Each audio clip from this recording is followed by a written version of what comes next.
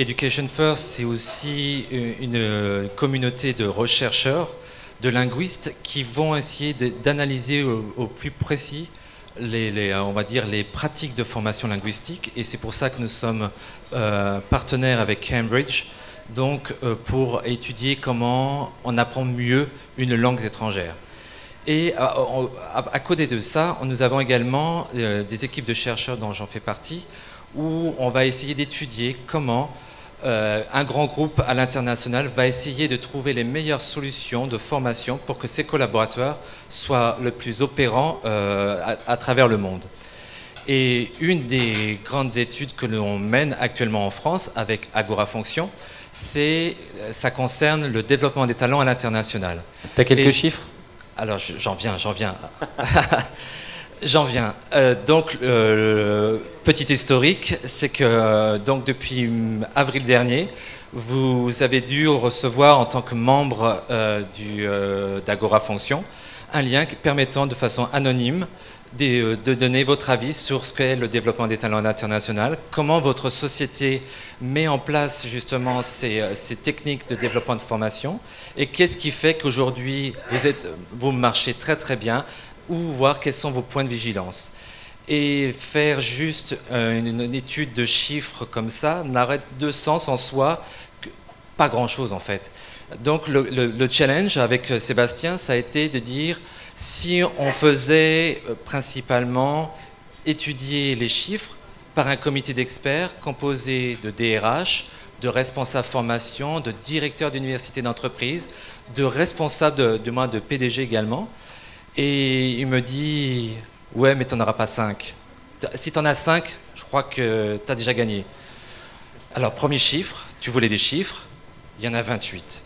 28 directeurs d'universités d'entreprise, des DRH, France, mais aussi EMEA, qui actuellement, je les torture, en leur posant nombre de questions sur les statistiques remontées par vous et puis par d'autres membres, donc justement membres actifs de cette étude. Alors, le challenge pour moi, c'est pas tout divulguer parce que l'étude sera publiée en octobre prochain. Donc, en fait, allez, je vais donner 2 chiffres. Pas plus parce que je sais que je suis bavard. Déjà à ma table, ils m'ont pas mal cuisiné. Le premier des chiffres, qui est assez intéressant en soi, c'est que 89% des personnes qui ont répondu au questionnaire estiment que si votre politique de formation, de développement des talents à l'international fonctionne, c'est uniquement si le cadre, le CODIR, voire les dirigeants de votre entreprise s'impliquent activement dans le développement de la stratégie de développement. S'il n'y a pas ça, ça ne marche pas. Donc là, le but pour moi, c'est justement de challenger les membres du comité d'experts pour me valider ou voir qu'est-ce qui se passe chez eux. Donc là, vous allez avoir dans l'étude 28 retours d'expérience, qu'ils soient des sociétés de mode start-up ou voire de grands groupes français qui trouvent des solutions innovantes et qui valorisent justement les équipes RH, de responsables formation, les directeurs d'universités d'entreprise pour aller dans ce sens-là. Deuxième chiffre, allez, le plus intéressant en soi, ça va être l'expatriation. L'expatriation était quelque chose très en vogue il y a quelque temps.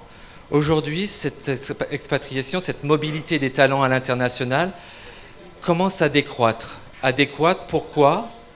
Car ce qu'il apparaît aujourd'hui, c'est que les process de recrutement s'intensifient. On va chercher encore plus de collaborateurs qui soient polyglottes pour pouvoir atteindre les objectifs d'expansion à l'international sur des marchés très porteurs. Et là,